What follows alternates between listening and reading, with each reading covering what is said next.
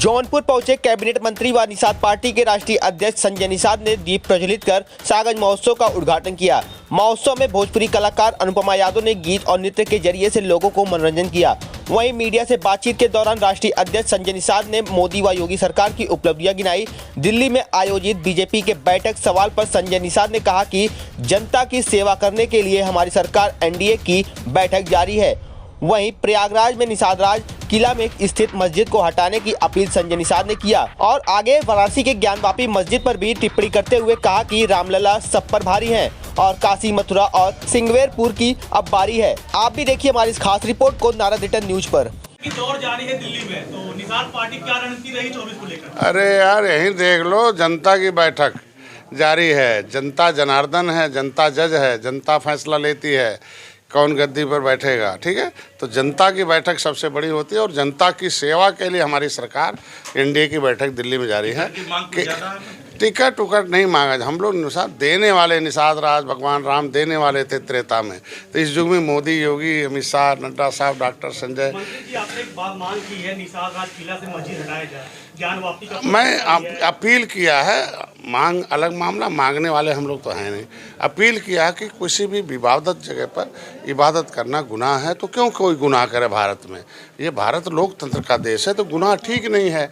गुनाह करने वाला जो है सजा का पात्र होता भगवान को यहाँ लोकतंत्र में। तो जिस तरीके से बाबरी मस्जिद हट गई और प्रेम से मुसलमान भाई सोने का, चांदी का ईंटा देकर राम का मंदिर बना रहे हैं, हमें पूरा विश्वास है कि जो इस देश के ही लोग इस्लाम धर्म स्वीकार किए हैं, तो जहाँ भगवान राम रात्रि विश्राम किए हैं, उनके सीने पर जो मस्जिद बनी है, उस मस्जिद बनी है, वो भी आराम से हटा लेंगे।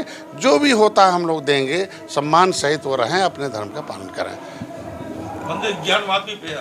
अब ज्ञान वापी का मतलब है ज्ञान व्याप्त है। भारत जो है सोने की चिड़िया थी। तक्षशिला, नालंदा, विक्रमाशिला, ये हमारे विश्वविद्यालय थे, दुनिया के लोग पढ़ने आते थे। भारतीय संस्कृत, गंगा, जमुना, सरस्वती, ये हमारी नदियाँ थी। दुनिया के लोग हम इस देश में पढ़ने आते थे। हाँ, आज कुछ गलती, ये हमारी जो सहिष्णुता थी, सीधापन था, हम दूसरे को प्रेम करते थे, उसका कुछ विदेशी ताकतों ने बड़ा गलत उतार किया, जिसकी वजह से मेरी संस्कृति पर कुठाराघात हुआ। मैं मोदी जी को धन्यवाद देता हूं और देश की जनता को धन्यवाद देता हूं कि जो अब तक 70 साल से तमाम प्रधानमंत्री आए, तमाम मुख्यमंत्री आए, लेकिन कहते रहे, धोखा खाते रहे, लेकिन जनता ने विश्वास किया मोदी योगी पर, एनडीए पर, और जो कहा मोदी जी ने वो किया। अगर राम मंदिर बना है तो काशी भी बनेगा, मथुरा भी बनेगा, श्रृंगवेरपुर बनेगा। उसके लिए मैंने कहा रामलला सब पर भारी हैं और काशी, मथुरा और श्रृंगवेरपुर की बारी है। बीजेपी 80 सीट का दावा कर रही है उत्तर प्रदेश में। नहीं, 404 पार एनडीए सरकार। उसमें क्या भूमिका होगी? और जिस तरीके से निषाद राज, भगवान राम ने निषाद राज को गले लगाया था, भाई वही कह रहा ना कि जिस तरीके से भगवान राम ने निषाद राज को गले लगाया था और निषाद राज ने सेना देकर रावण राज खत्म किया था, दुख का राज। इस युग में एक निषाद राज के वंशज के बेटे को, डॉक्टर संजय निषाद को, मोदी योगी ने गले लगाया है। तो मैं कह रहा हूँ कि रावण का राज का मतलब दुख का राज देने वाला, दुख का मतलब दुख का देने राज वाला। कहना कुछ और करना कुछ है। आज के दिन में मोदी योगी ने एक निषाद राज के वंशज के बेटे को गले लगाया है और गरीबों का गले लगाया। जिस तरीके से जब भगवान राम गए, सुग्रीव को गले लगाया था।